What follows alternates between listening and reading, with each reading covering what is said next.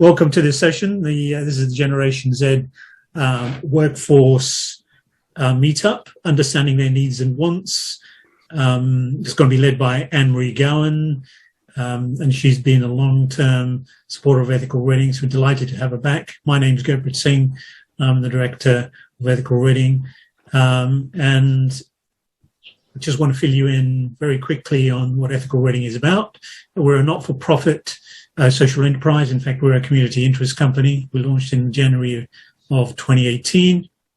And our mission really is to help embed ethics into the way we do business here in Reading, and thereby make it a more attractive place, a better place to live and work. We want to do this through three core aims. We want to inspire people and businesses that they can make better decisions in the round, taking into account perspectives related to the people that work in that organization, the impact on broader society, the environment, and all the stakeholders. We want to provide tools and resources and events like this to help improve the awareness and education around these issues. And we do believe in collaboration, that working together we can achieve a lot more than we could as individuals or even individual organizations. And we hope, over time that, we can create a model that is viable, sustainable, and we're well on the way to that, and thereby hopefully seed other groups in other cities and create what we call an ethical cities movement. And we do hope that over a period of time we will have a community of ethical cities around the world that can share knowledge and resources as we go forward.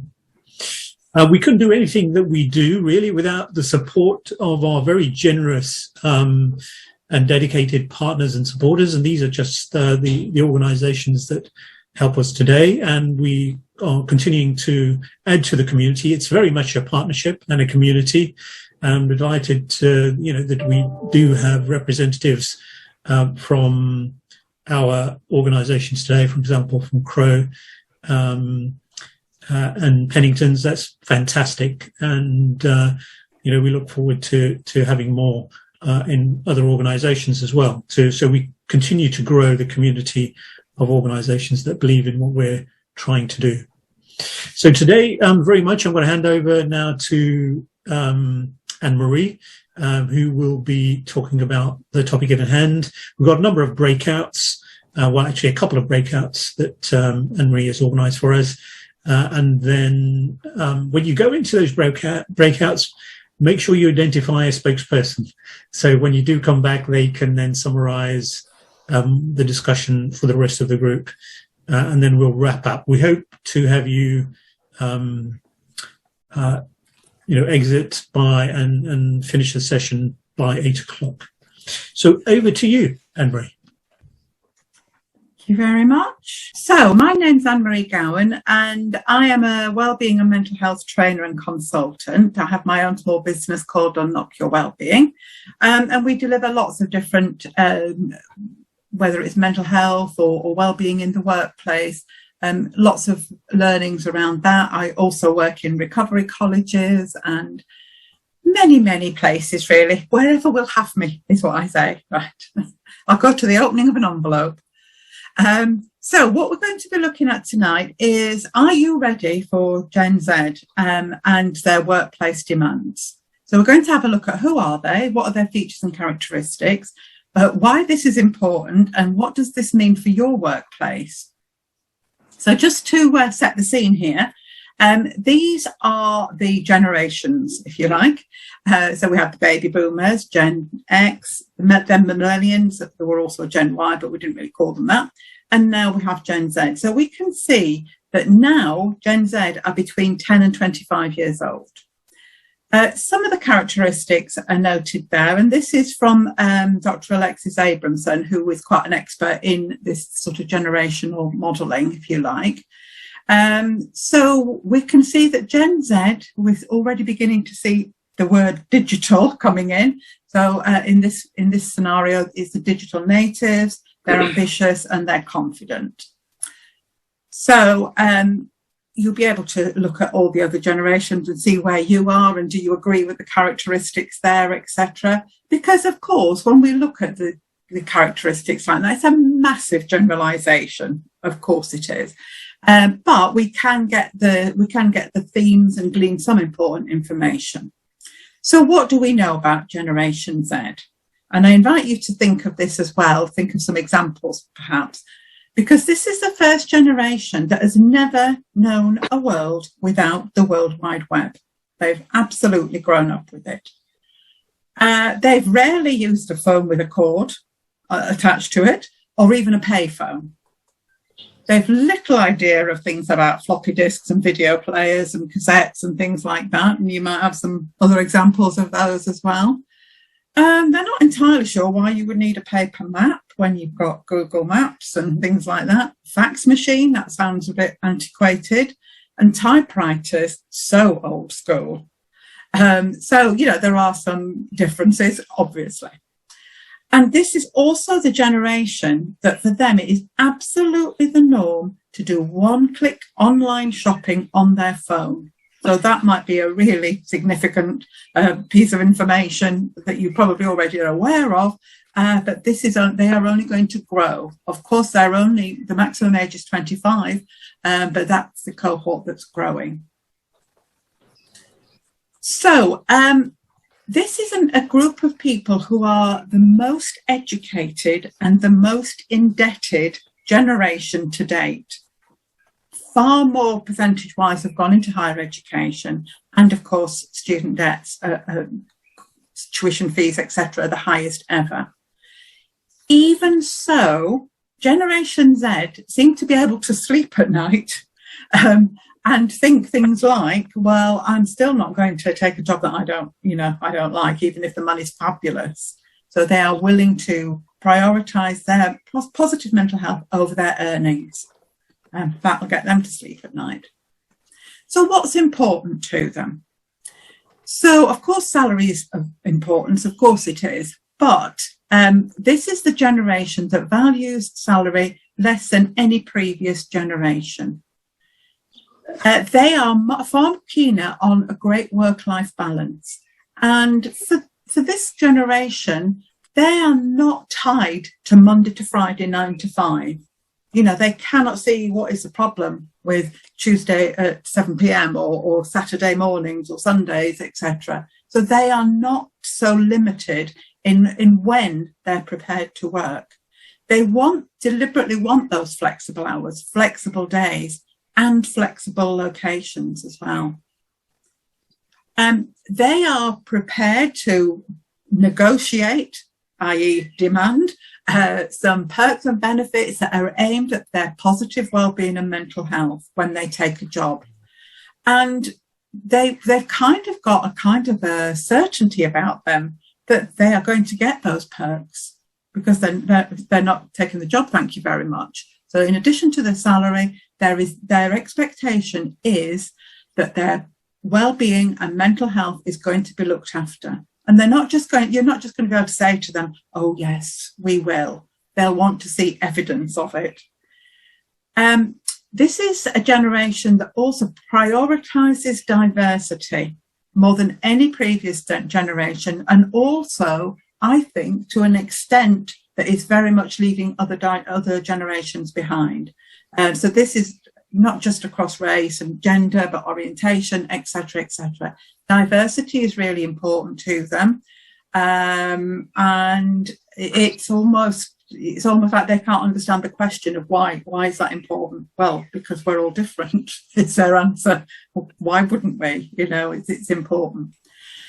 They are also, like a lot of young generations, very interested in social activism, but more than any other generation has before. And, a lot of us were young idealists once upon a time, weren't we? And this generation is no different, but even more so. And if you think of, the last kind of 20 years, 25 years, it's been a time when we've thought far more about global matters, the climate change, all of these things. This has been their world always. And so for them, this is really important. This is this is a group of people who are looking at the organisation's values to see, do they align with their own? So I would suggest that one thing following today's session is getting your values really dusted down, clear, front of your shop, if you like, in terms of recruitment. But you've also got to be demonstrating how you are putting them into practice, because that's what they want to know. It's not just about, it's a document somewhere. They want to see them in action. They want workplaces that are kind of really groovy and Instagrammable, and they want a fridge full of ethically and healthy deliciousness there. That might not seem terribly important to other generations, but to them it's really important. Remember, they haven't got a lot of spare money. They're probably living in cramped house shares, etc. This is what they are demanding, really. Or maybe they're not demanding it, but this is a really good hook, you know, for them, for it to be quite natural that that is exactly what they would find. So are they just lazy and demanding? From when some people sitting, that might be that they look a little bit work shy. They can't start work until everything is just right for them. But because they can work, a little bit like the Martini adverts, anytime, any place, anywhere, that might be exactly what they are doing. They might be filling in lost times on train journeys, queuing. Their work is often their phone. So their phone is, you know, their workplace in many ways. So they can be in that downtime, lost time that we might see it. That might be entirely when they are working. They are actually quite hardworking, and we'll see that they want to work differently. They are not wanting to be tied to a desk. It's wherever they happen to be. And something that you might well have heard, because this is something that, you know, is often in the headlines, they are not going to settle for what you might call so-so jobs, where they're underpaid, underappreciated and overworked. They're just not going to settle for it. Even if you can say, oh yeah, well, we all have to go through that at the beginning, it's really hard, but you've got to do it and all the rest of it. That's not really going to cut the mustard with them. They're not really going to hang around for that. Their goals might be really very different. Few people in this generation have any thought that they would be with one employer for a long time. There was a lovely quote I saw. It said, they can say, I'm leaving now, quicker than you can say P45, you know, because they'll just up and go. There is no intention really of the longer term. You're going to have to think about that as employers. How can you perhaps keep them, but offer them variety? So they'll stay for your organisation, but perhaps in different roles, because they want a variety of ways of applying their skills. And they want to experiment with their skills, which are, you know, especially their digital skills are phenomenal, aren't they? And they want to see, what can I do with this? I might be in marketing one day, I might be finance another, I might be in sales another. And they want to see what they can do with that. But they will absolutely have no problem leaving. And they do have the joy of this being, you know, they can walk into another job very easily. There are so many vacancies, as you've probably seen on the news today. And the other thing that they have no qualms whatsoever about is going public on social media, naming and shaming poor workplace practices. So again, we want them on our side for lots of reasons. So thinking about ethics and Gen Z, I just think ethical Reading is very, very well positioned here right now, because ethics are really important to this generation. So their decisions, whether it's who they want to work for or what products they want to buy, they're not solely based on the quality of the products, but the ethics, practices and social impact of the companies behind them, which, you know, Ethical Reading have got all these bases covered, haven't they? These ethics are more important than ever, but they want these ethics into action. Companies must demonstrate how they are committing to societal changes. sustainability, climate change, world hunger, whichever dimension that you're in, and the very least they want to know is that you are huge supporters, partners, call it what you will, of ethical Reading. That's going to be a big tick for them. But they really must demonstrate the actions that they take. This must be front and centre, and Gen Z are going to expect to see that. So this is, great projects. Get Gen Z in, get them to kind of turn things around and say, what is your generation looking for, and help us to position ourselves in such a way. It really is really important for them to see. And Ethical Reading can help in a number of ways with this. They're very well positioned. They've got lots of different people that they're involved with, lots of projects that they're involved with. So, just keep Ethical Reading very front and centre there as well of what you do. Okay, so at work, and I'm going to get you in a minute into groups for you to discuss what's this going to mean for our workplace. So when they are at work, this is a very independent and entrepreneurial generation. However, unlike millennials, which were also entrepreneurial, the millennials were more about startups and early stage companies, etc. Gen Z's preference is a little bit more different to that. It's diverse with all these opportunities for maybe freelancing here and there, but with the safety of at least part of the week having some stable employment. And if they can find companies who are prepared to allow them to work in that way, that's going to buy that loyalty from them, because they do value some stability in terms of income, etc., as long as it's with the right company. So think portfolios, think lattice work careers. So Monday to Thursday, they've got a 4-day week job, but then they've got a hustle on a Friday and a Saturday that they're also doing. And then, in the summer they do this, and in the winter they do that, and in this and that. And that's how they want to work. So they want to move around, shift around, having that variety. Think blended working as well. They can segue straight from one job to another, from a day job into an evening position, if you like, and then have 2 days off in the middle of the week. That's their preference. That's how they are wanting to work. So, this is, as we say, it's not Monday to Friday, 9 to 5, as is the case for a lot of people at the moment. And one other way that is going to be a great hook, if you like, for employers is this. Although they look and sound and are very confident in their skill set and their strengths, etc., they are also terribly keen on support and training.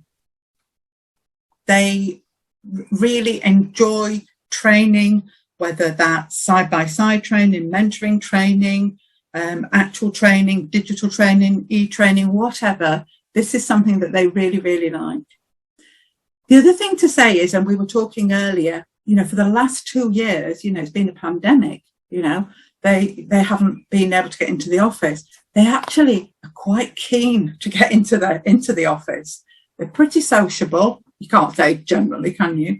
But they also know that learning by osmosis thing that a lot of us do in the office hasn't been happening for them.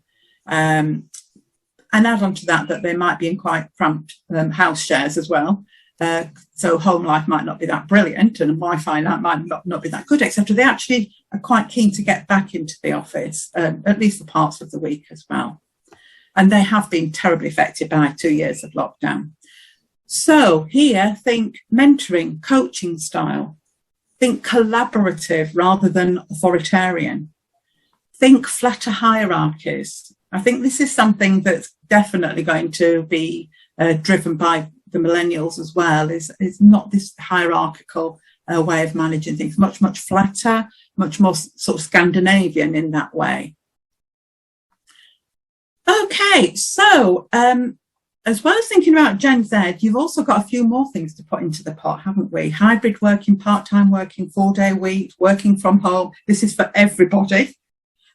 Digital nomads, not just Generation Z, you know, you could be working in Portugal, you could be working in Cuba, for some jobs, of course, it could be anywhere. And the labour market right now is very, very hot. So the need to both attract and then hold on to good staff is really important.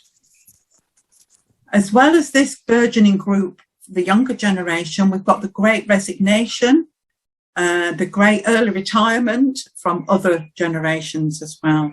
People leaving work that they don't feel inspired by. And then we've also, of course, got increased automation. What are people actually going to be doing in the workplace in the future? So those are also things to put into the mix. And of course, Gen Z are going to be brilliant at some of this and not quite ready for all of it. So this is where we come to you going off into your little groups, your breakout groups.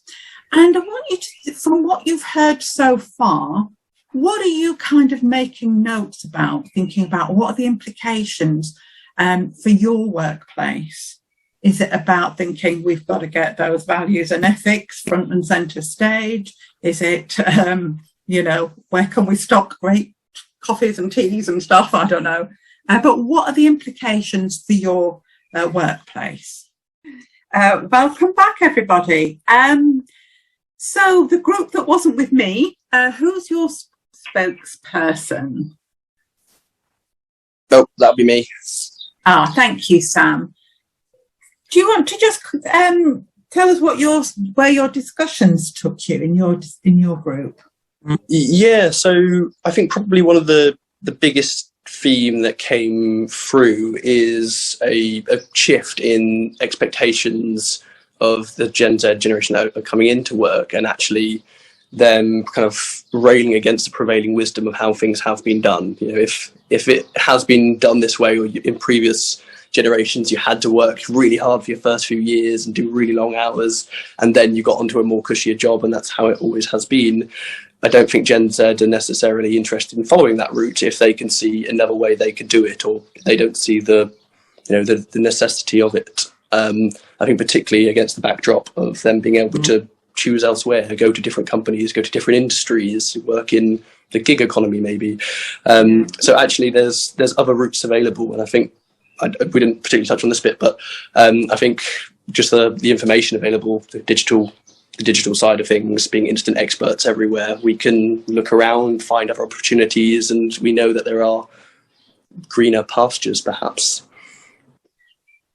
Yeah, and you know, what came to mind as you were saying that was it doesn't have to be always done like it was always done, because automation's going to take so much of the work away anyway. So the world of work is going to be the actual tasks that we do are going to be different, aren't they? Yeah, so there's no need for it to be done as it always was. So yeah, good points there. Thank you, Sam. And I think can I just yeah, I just wanted to chip in there. I mean, something comes to mind, which was, you know, there are some real tensions, aren't they, around this expectations mismatch. You know, there was that classic news article, I think it was about 6 months ago, with new employees at Goldman Sachs. And I don't know if you recall, but these were, I mean, Goldman Sachs is like the sort of top level investment bank. And, you know, a lot of people in the past aspired to be there because they pay ridiculous, you know, starting salaries and so on. And if you get in, you know, then you have, you know, a bright career potentially ahead of you. But what the Gen Z people were finding when they were getting into that organization was that they were required to work 80 hours plus, you know, and they weren't prepared to do that. And they publicly, you know, this is your public naming and shaming, you know, they publicly said, we're not going to do that. And the CEO basically put his foot down and said, if you don't want to do that, you're out. So there is some real world tensions, you know, in organizations around this. And I think organizations need to show a little bit of flexibility, because this issue is not going to go away, is it? No. Puts me in mind of junior doctors. You dial back 20 years, the expectation on junior doctors was, to work without sleeping for days and nights on end. And there came a time when young people said, well, actually, no, we're not going to do that. Hey, it's dangerous, and all the rest of it. And now that doesn't happen. There are limits on, and they were quite right. And the next bit we're going to be saying, actually, do we envy them a little bit? Are they right? Can they teach us something? So we're going to look at that aspect of it as well. Cool. But yes, I mean, this isn't going to happen overnight, is it? So there is going to be that period of tension, of difficulty, of standoffs, and let's see what happens, because frankly, they're the future. I mean, but they don't know it all. I mean, that is the thing. They kind of know that they don't know it all. They do want that support as well. Keep saying they, don't I? Where's Tom? Tom, you were going to feedback from our group. You very kindly volunteered yourself.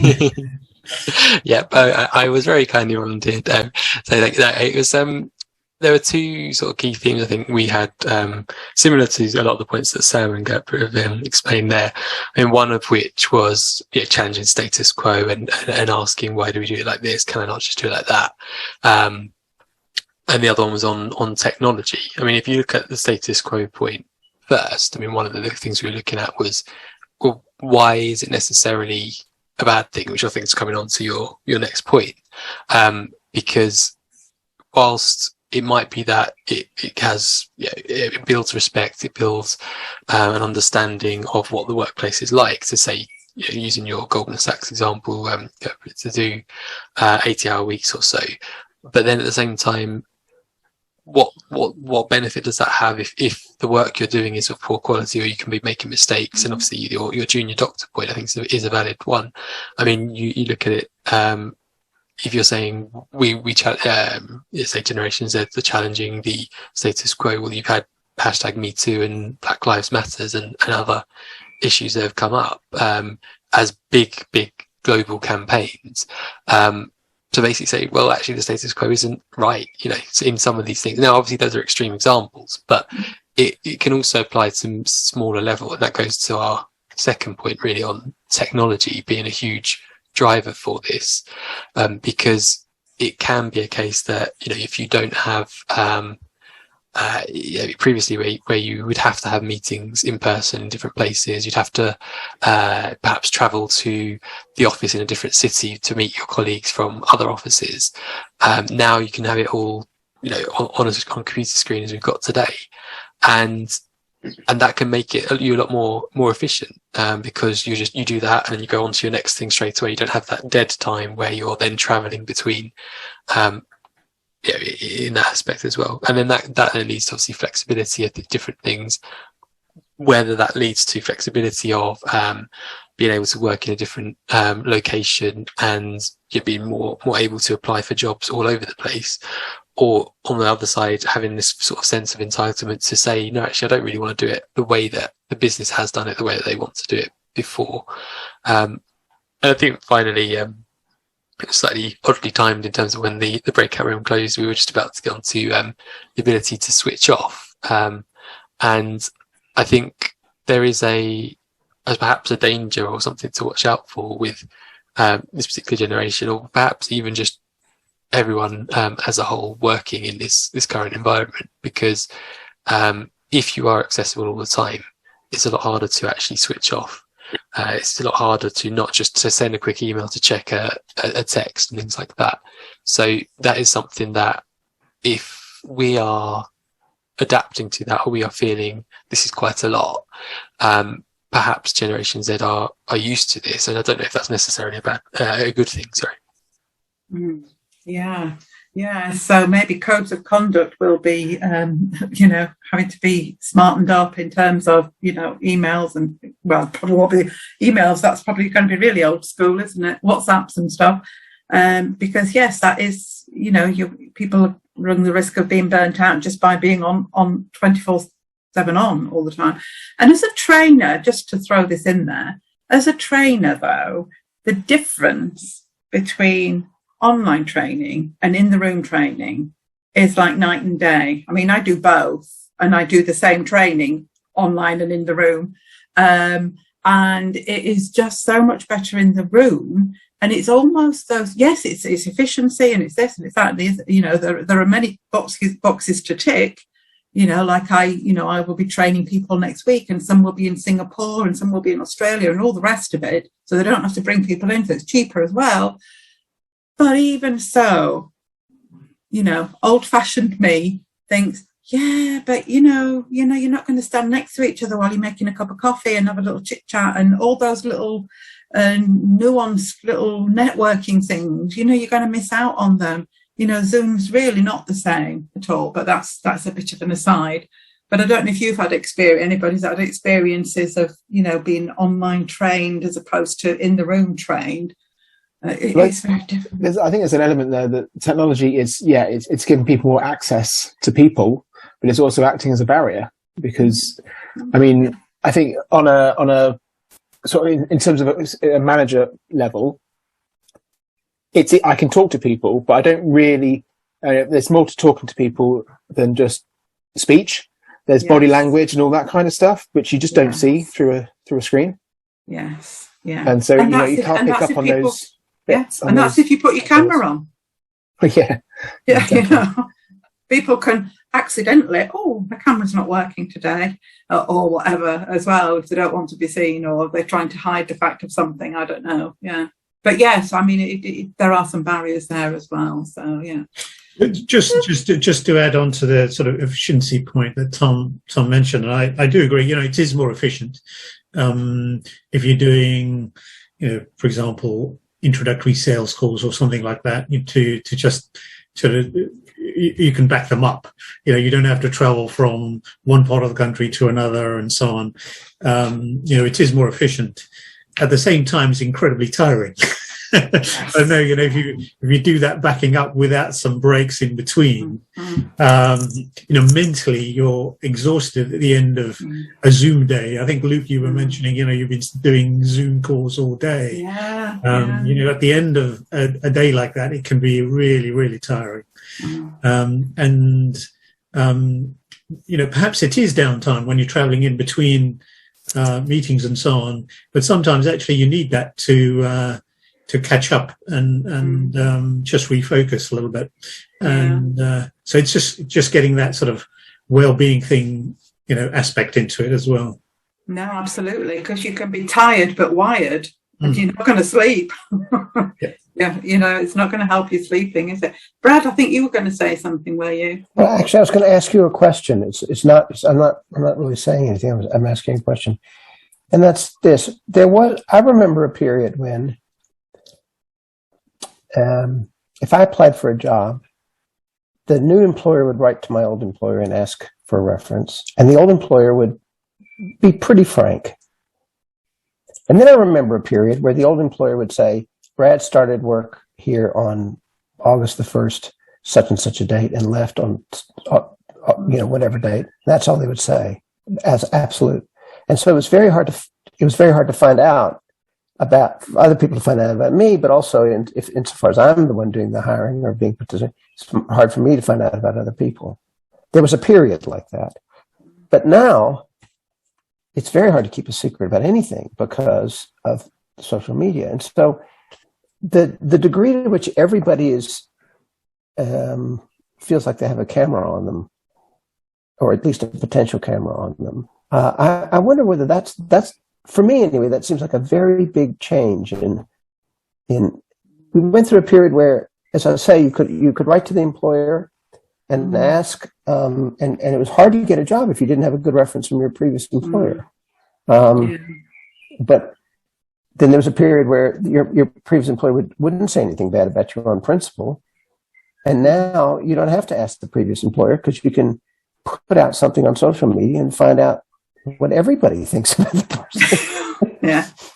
And I don't know, it's my experience, but my sons who are millennials, there's a bit of a backlash to that, and they are very social media wary, actually. But maybe Gen Z won't be.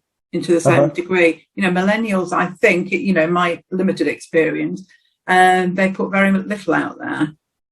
You know, there was a bit of a backlash to that. You know, there were Oh, I'm sorry. Sorry. I'm sorry. That's a good point, but I didn't make my point clear. So there are people like me who put very little on social media. So you can't find out about me by looking at what I have put on social media. But I'm sure you can find out about me by just asking enough people. You know, you can ask friends and that sort of thing. So what I meant was not that people reveal themselves to social, although that does happen a lot.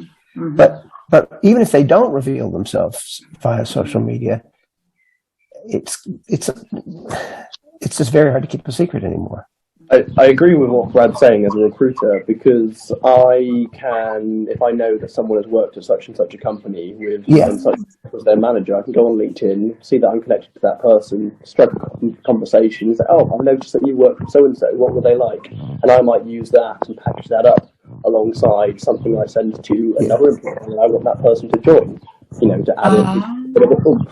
So I think from that context, you know, even if Brad was the most private person, simply by the fact that he worked at X organisation, I could put two and two together. I've got AI tools, I can search thousands of CVs for everyone in those dates at that company, and I can find his colleagues and build up his team, and I could find out about Brad without Brad ever knowing that I was finding out about him. That's what I had in mind. Yeah, interesting. Oh, Big Brother is watching. Yeah, so we're testing us recruiters, so you've got to be careful with us. With the reference point, I mean, it was broadly because of a case about 2009 or so. Maybe there's other things before, but there's a big case essentially where someone sued their former employer for what they said about them because it stopped them getting another job. So that's where everyone's got terrified since, essentially. So yeah, that's where that comes from. I don't think the HR people at all for references. They're useless. They won't ever give you anything, which is a tool. You know, as I can't remember if you said earlier, but yeah, they will confirm the dates you started, the dates you left, and that is all. They won't say a good word or a bad word. It's neutral as hell. And that's for that reason, yeah. And meaningless because of that, yeah. There's no point. There's no value. Yeah. Okay. Well, brilliant conversations. Thank you for that. But I just wanted, before we'll try and squeeze another little discussion in if we can. But I just wanted to show some research to you from BUPA. This is last year they did this research. The links are at the bottom of the slide deck, so you'll get all the links. But this is what BUPA found, that 68% of Gen Z are anxious about climate change. They take 54% would take a pay cut to work for a business that reflect their values. So that's that values thing important again.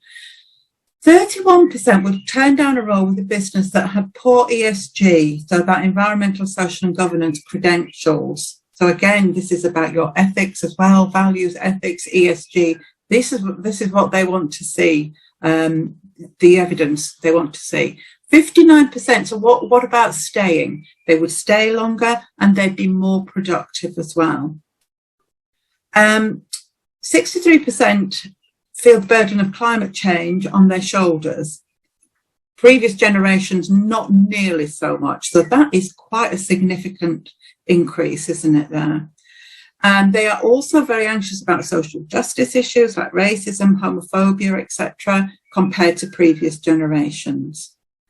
And 64% are anxious about poverty and inequality in general. Now, I do think that there is something about how young and idealistic they are. You know, maybe we were at that age, there was an element of that to all of us as well. But workplace well-being is a critical thing now for Gen Z. That it must be really a huge part of the agenda. So BUPA, having done this research, had some recommendations that they made. So they said, you know, encourage healthy habits, you know, all of those different ways of getting to work now, both for their health, but also for thinking of the health of the planet. Facilitate action. So, you know, very much about, you know, finding volunteer work, making sure that you're supporting local organisations, local not-for-profits, rather than, necessarily all the big companies all the time. They definitely want their voice to be heard, so seek employee input, which is good practice anyway.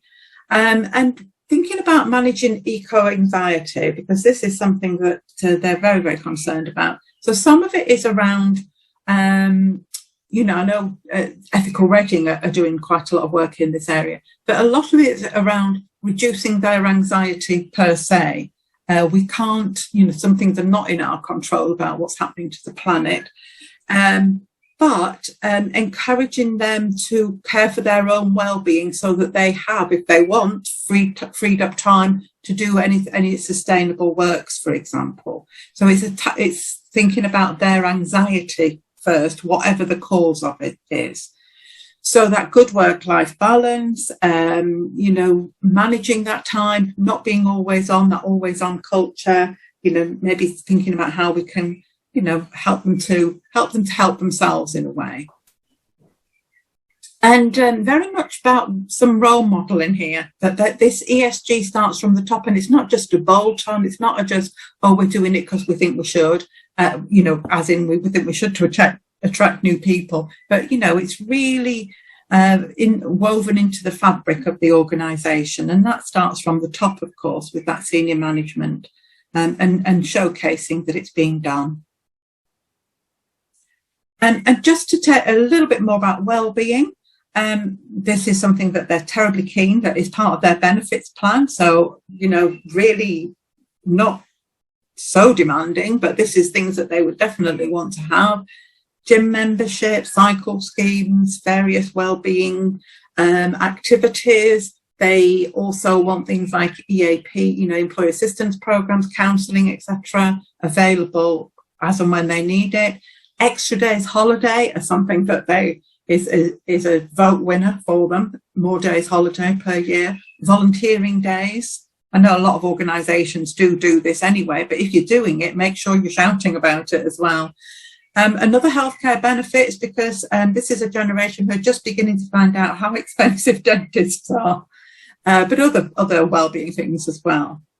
They want their managers to be able to support them if they were struggling. So how can you show that your managers know how to support somebody with poor well-being? You're going to have to be able to show them this, not just say, oh yes, we do that. They want to know how. And a lot of those prevention interventions and those sort of being proactively preventative, whether it's health and well-being sessions, reducing harms from things like tobacco and alcohol, reducing stress, all of those kind of things, but also including financial management, because this is not something that they are, they're not unique in that regard, but finance is not something that they are very clued up on. So that's something that they demand as well. Now, if we look at that, might they be onto something, actually? Maybe there's quite a lot to admire in their ethics and in their values and their attitudes and their demands to be treated well. Just like those doctors, all those years ago, they weren't asking for the world, they were just asking to be treated well. They are reflecting what's going on. For them, this is all they've grown up with Greta Thunberg, for instance, and they've grown up with climate change and all of these things, always has been an issue for them. And they are very, they're very influential on where they spend their money, for example. So a positive workplace in the workplace is something that they absolutely want. It's not non-negotiable, really. But actually, it's something that we all want, isn't it? We want places where we're safe in the workplace. And this is, just in case you've not seen it before, this is based on the work of Martin Seligman, who has a PERMA model of happiness in the workplace. Well, a PERMA model of happiness. And this is applying I've applied the PERMA model to the workplace. And where you've got good, you've got down the lovely left-hand side there, all bright yellow. And where you've got poor, it's a bit greyed out on the right there. So it's about positive emotions, engagement, relationships, meaning, and achievement. So, you know, a lot of what Gen Z are talking about is some of these things anyway, that we've been also talking about, you know, us that work in the world of wellbeing in the workplace for a long time too. So for us, it's like, oh, wow, we've got an audience who's totally buys into everything that we're saying, really. So this is good for us all, really, isn't it? So I wonder if we'll just take 5 minutes and just think, John, if you could do the groups just for 5 minutes, and just think about what is there that they're asking for that actually, you know, I quite admire that. I quite like that too. I think they're onto something. Maybe that's the way that you would start doing something differently. So the group that wasn't with me, what were your important points that you came up with? Is it Tom again? We didn't nominate this time, but yeah, happy to. Oh, look at me nominating you. Yeah, it's 2 in a row this time. Yeah. No, I think it was. It's that link between getting it right for, you know, the business is, the purpose is obviously to make money in a lot of, in every case, but it's in different guises. But I think we had quite an interesting debate on that on both sides of it, where you've got, if you don't have people who are engaged, if you don't have people who want to be there and want to be part of the organisation, then you're not going to have a business in a sense, because people will leave. And then we also looked at how businesses need to adapt, evolve, because so things like COVID, for example, has made a lot of them adapt, where, say, hybrid working or flexible working or things like that were coming in on some level. COVID completely accelerated that and made it something that was we all had to adapt to. So that has really altered it, and I think that's where if you take that view with other things that have been requested or other things that have been demanded, depending on which way you look at it, it can also lead to progress in other ways. Yeah, thank you, Tom. Sam, would you like to elucidate everybody on your points that you made, because there were some really good ones? Yeah, I don't know if I can put it quite so succinctly, but I said that I think one thing that I like the most, that I think is probably one of the biggest shifts, is the changing dynamic between employee and employer, in so much that in the old days it was very much employer on a pedestal, and the employee was, you know, seeking stability, seeking a job for life, seeking somewhere where they could, you know, they could work, and they should be grateful for the job. But now actually it's much more of a, you know, consensual relationship between employee and employer, both working towards the same goals with the similar values, and, you know, they both have something to gain from it. And if that's not there, then the employee won't be interested or motivated, and they won't stay. Yeah, absolutely. Yeah. I think that's really such a good point, actually, to finish on, really. So I'd just like to say thank you to everybody for their fab contributions, really good discussions there. And, you know, if anybody is, I'm part of Ethical Reading, and these are just some of the things that I do to bring that positive well-being to the workplace. But I will stop sharing now and just hand over to Gurpreet. But thank you, everybody, for your attention. Well, thank you very much. Please join me in thanking Anne-Marie for an excellent session. Brilliant. Thank you. I just wanted to finish off and say, you know, get involved if you're not already. I think a number of you are, which is fantastic. Do visit our website. You can sign up for the mailing list if you're not on it already. We'd love to have you join, and then you'll keep abreast of everything we're doing. We've got programs on business ethics, well-being, and Anne-Marie definitely participates in a number of things that we do there, and also around sustainability, Trees for Reading, for example, and active travel. You might have seen that press release recently that working with RBC, we have agreed that there will be a cycle hub in the centre of town where you can securely leave your bike. So that'll be happening in the second half of this year. So that's fantastic news. So we do engage on initiatives like that. do follow us on social media, and that would be fantastic. Join our community as an organisation. If you're not already a partner, you can do so, and hopefully you'll be part of a growing community, promoting ethical values, which are great for Gen Z. So, that would be fantastic. You can join as a volunteer, and you can now also donate to Ethical Rating as well. So thank you very much for joining us today, and we hope to see you next time. Take care.